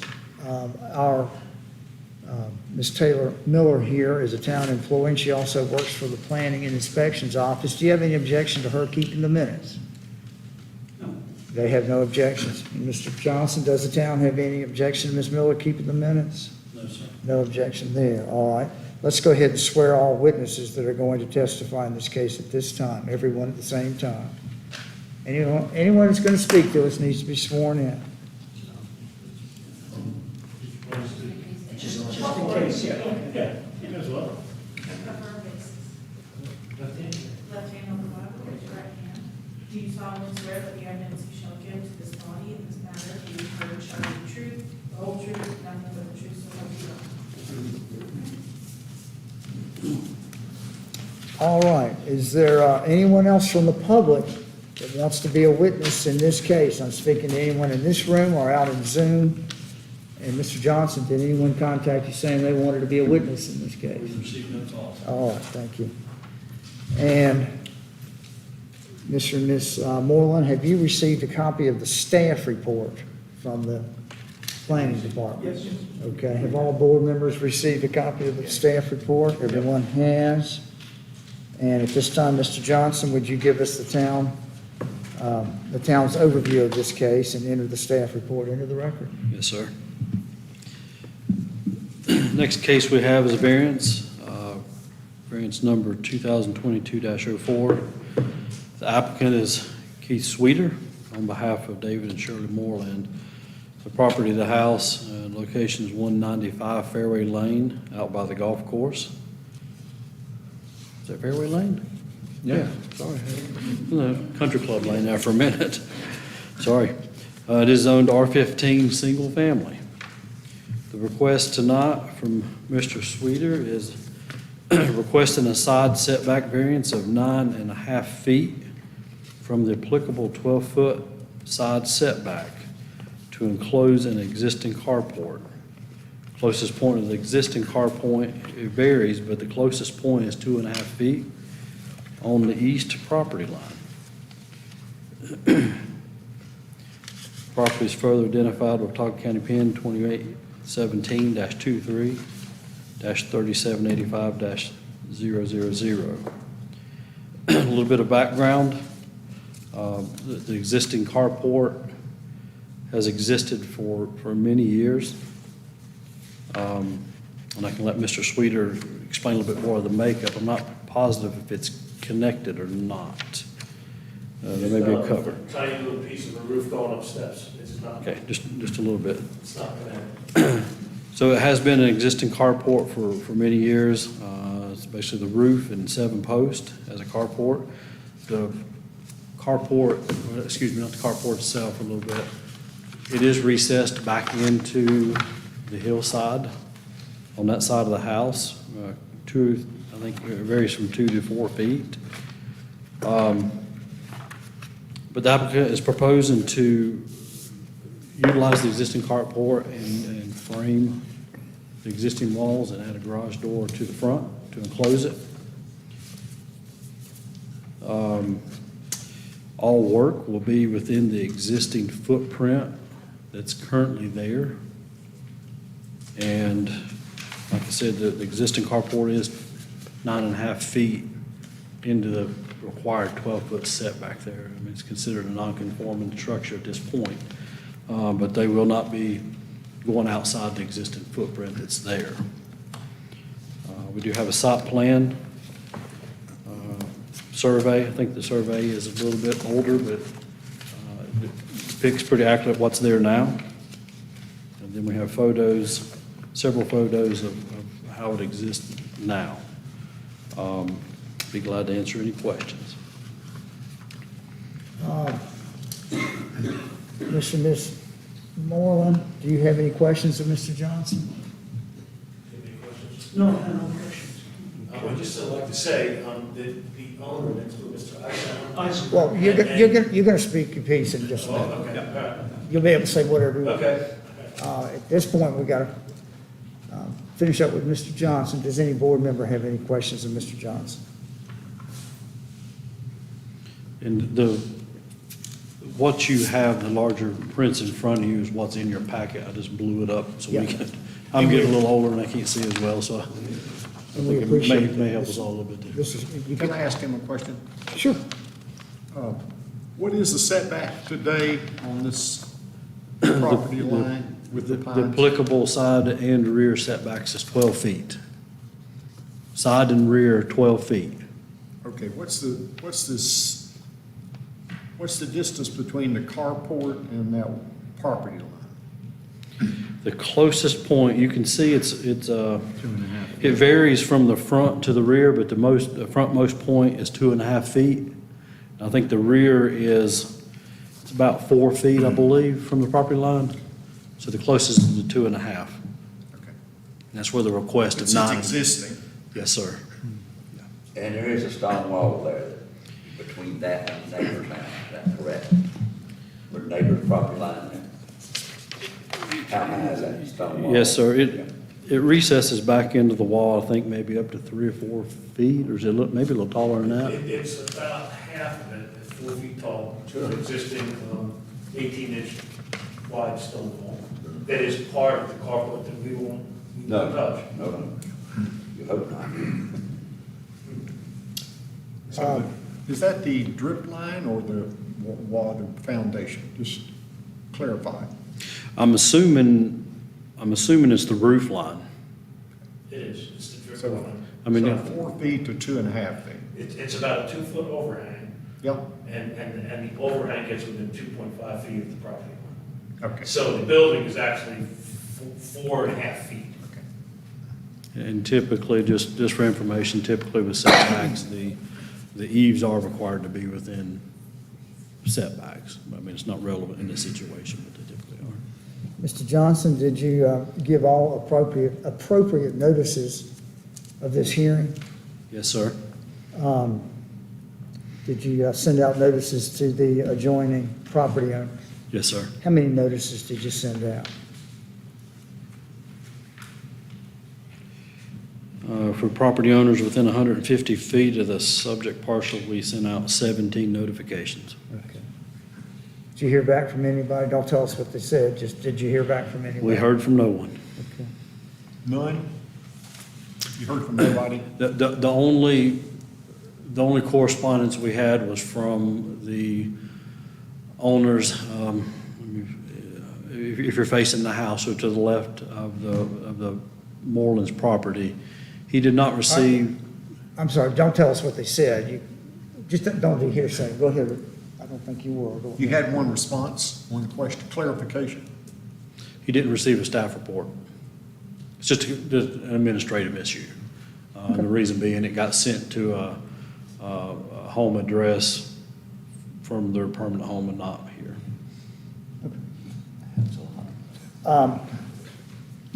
Did you post a sign on the property giving a notice? of Yes, being- sir. All right, so you did all the necessary public and private property owner notices as well as the sign? Yes, sir. Okay. That's all I have. Anything else? All right, Mr. Sweeter, is that how you say it? Yes, sir. You want to tell us about it? Excuse me? Do you want to tell us anything about it, or you want to? No, I think we pretty much covered it. It is the owner next door, Mr. Eisenhower, I guess that's what we were just talking about, that David and Shirley have spoken with him, and he does not have a problem with it at all. And we just feel that, that having the open carport, they just bought the house, and this Mr. Eisenhower next door, he's talked to them a couple times and said he did not have a problem with it. And I think aesthetically, it's going to be much nicer just to have a garage built in. That this thing has been here. The survey, the recent plat was done in 1989. The carport was there, so it's been 30-some years. The house was built in 1958. So the carport, we're not exactly sure, but I know on that plat from 1989, it's been there for 32 years. So, you know, that's really all, and we just figured, you know, they just bought the house, and to have blowing snow coming off of that fairway in the middle of the winter, you know, and we just think it would be an improvement, and that's, I am, yeah, thank you. Oh, wait a minute, do you have, Oh, I'm sorry. I'm not. that's all. You don't do this for a living. Mr. Johnson, do you have any questions for Mr. Sweeten? I do not. Does any board member have any questions of Mr. Sweeten? No. Okay, all right. Thank you, Mr. Sweeten. Thank you. Do either of the Morelands have anything you want to tell us? I would like to just make one comment. We think that from the elevations that are shown, one of the pages has a front and a side elevation. It's so much more attractive than just the posts that are there now. It looks very temporary, and the previous owners had been summer owners, and they owned it year-round, but they only occupied it in the summer to play golf. We're year-round residents, and we think that what we're proposing makes it an aesthetic contribution to the neighborhood. The house looks done if we are able to proceed, so we think it's an enhancement to the neighborhood. Those elevations show it very well. And how long have you and Ms. Moreland owned the property? When did you buy it? November of last year. We've been here for less than a year, and let me say, we moved from Charlotte, and we are delighted to live in Blowing Rock. Even if you said no, we would still love living in Blowing Rock. We are happy to be here. We would leave very disappointed, but not mad or not disgruntled. We feel very honored to live here, and so we're grateful. Well, thank you. It's our privilege to be here. We're all blessed to be here. So was the carport there when you bought the house? Yes. Okay, all right. Any board members have any questions of the Mormons? If I could borrow somebody's little cheat sheet, because I've lost mine, we'll go ahead and zip through the facts and conclusions. Here you go. Here we go. You want this? You got it. Got one right here. Thank you, Mr. Walker. Application number is 2022-04. The hearing date, August 25th. board members participating, I'll fill in later. The applicant is Keith Sweeter on behalf of David and Shirley Moreland. The owner of the property in question are both your names on the deed, Mr. Moreland? Are you? The owners are David and Shirley Moreland. The address of the property in question is 195 Fairway Lane. It was built in, what year did you say, Mr. Sweeter? 1958, the house was built. The carport at least since 1989, because it's on that plat. Okay. And the property's zoned R15. And we haven't closed the evidentiary hearing, we'll do that after we finish the facts. The applicant wants to do the following, which would violate zoning regulations and which would require a variance. Wants to make the existing carport a garage, staying within the footprint of the existing carport. The distance between the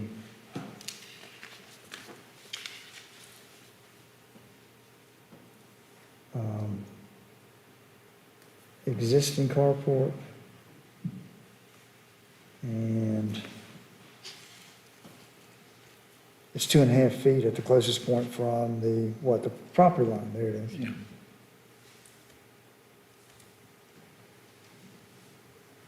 And the neighboring property line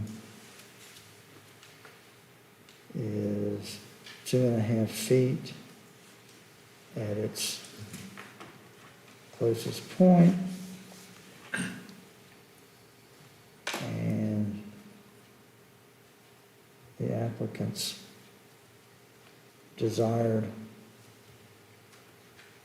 enclosure of the carport, making a garage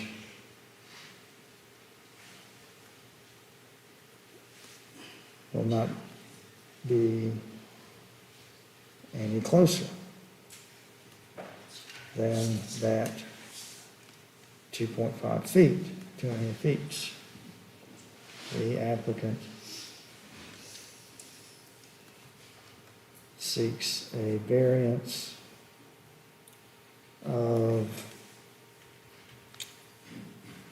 9.5 feet, thank you, read my mind.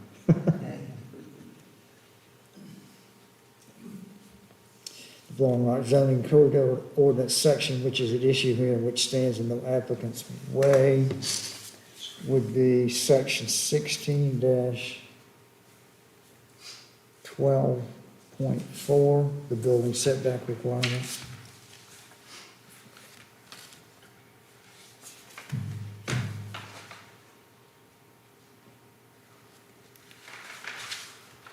And that ordinance requires a setback of 12 feet. Is that what it was, Mr. Johnson, 12 feet? Yes, sir.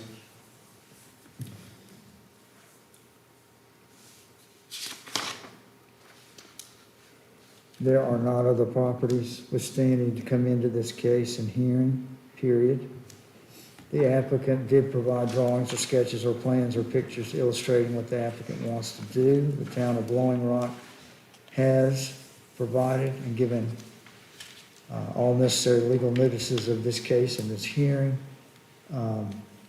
Their there was proper notice of this case and hearing given to all property owners with property abutting the parcel of land which is at issue here, and proper notice was given to any other person entitled to receive notice. And 17 notices were mailed to nearby property owners. The applicant did receive a copy of the planning director's staff report prior to the hearing, and I'm going to strike planning director and put zoning enforcement officer. Is that what we call you, Mr. Johnson?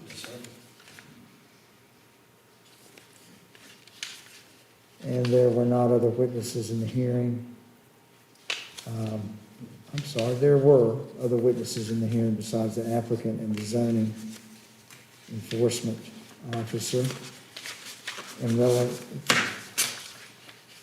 relevant evidence from those witnesses included that shown below, and I'm going to say Mr. and Mrs.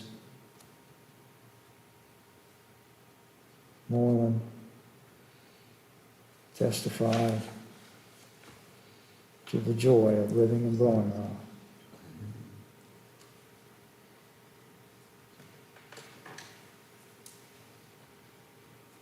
There were no other witnesses. What the applicant is proposing would not impair emergency vehicles such as fire trucks and ambulances. What the applicant is proposing would not create a fire hydrant. What the applicant is proposing would not block or impede visibility on any street or highway. What the applicant is proposing would not be contrary to public health and public safety. Unique features of this property include the close proximity of the existing carport to the property line. In parentheses, I'm putting 2.5 feet. And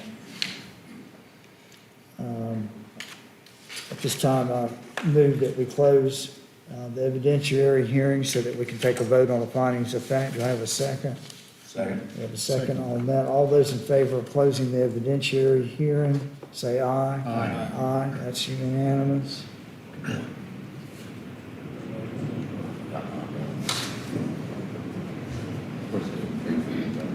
It's in the car. I shouldn't. I make a motion that we adopt the above recited facts. Do I have a second? Second. All those in favor of adopting the facts as I just recited them, say aye. Aye. It's unanimous. We move to the conclusions of law. Based upon the evidence presented and the facts shown, the Board of Adjustment finds substantial material and competent evidence exists to conclude that in this case unnecessary hardship would result from the strict application of the regulation. All those in favor of finding, I make a motion that we find they have met their burden. Is there a second? We have a second. All those in favor of finding that Mr. Sweeter and the Morelands have met their burden, say aye. Aye. Aye, it's unanimous. Based upon the evidence presented and the facts shown above, the Board of Adjustment finds substantial material and competent evidence exists to conclude that in this case, the hardship results from conditions that are peculiar to the property. I make the motion, we make that finding. Is there a second? Second. There's a second. All those in favor that we find that there is evidence, substantial, competent, and material evidence to conclude that in this case, the hardship results from conditions that are peculiar to the property. All those in favor of making that finding, say aye. Aye. I second the motion. I'm sorry, I make that motion. Is there a second? That's me. Mr. Schiller seconds the motion. All those in favor say aye. Aye. Based upon the evidence presented and the facts shown above, the Board of Adjustment finds substantial material competent evidence exists to conclude that in this case, the hardship did not result from actions taken by the applicant or the owner. I move that we do make that finding. Is there a second? Second. There is a second. All those in favor of finding that the applicant has met the burden of producing substantial material competent evidence exists to conclude in this case the hardship did not result from actions taken by the applicant or the owner. All those, I make that motion. Is there a second? Second. There is a second. All those in favor of finding that the applicant has met the burden and there is substantial material competent evidence existing to conclude that in this case the hardship did not result from actions taken by the applicant or the owner. All those in favor say aye. Aye. Aye is unanimous. And I note that the owners bought the property in 2021, and the existing carport was already there. Based upon the evidence presented and facts shown above, the Board of Adjustment finds substantial material and competent evidence exists to conclude that in this case, the requested variance is consistent with the spirit, purpose, and the intent of the regulation, and that public safety is secured and substantial justice is achieved. I make a motion that we make that finding. Is there a second? Second. And all those in favor of finding that the applicant has met the burden of producing substantial material and competent evidence to conclude that in this case the required variance is consistent with the spirit, purpose, and intent of the regulation such that public safety is secured and substantial justice is achieved. All those in favor of making that finding say aye. Aye. It is unanimous. And the Board of Adjustment does grant the applicant a variance to take the action stated in fact number 5 above, period. And I'm going to also say granting a variance of 9.5 feet on the side setback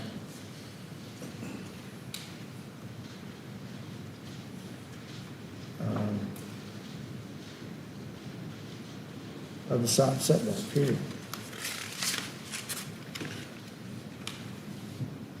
There are no additional conditions. The decision is effective upon filing with the clerk.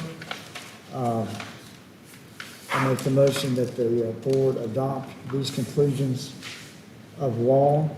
Is there a second? Second. We have a second. All those in favor of adopting those conclusions of law as I just recited, say aye. Aye. Aye. It is unanimous. And Ms. Miller, I'll get these to you early next week. Type them up and get it to you early next week. Ms. Moreland, you got your variance. Mr. Sweeter, you got the variance. Thank you very much. Go to work. And Before winter. Yeah, before the snow starts. A carport's no good in the snow. I make a motion that we conclude this session of the Blowing Rock Board of Adjustment. Is there a second? Second. There's a second. All those in favor of concluding this hearing and session, say aye. Aye. Aye. Everyone have a good evening. Or you can stay.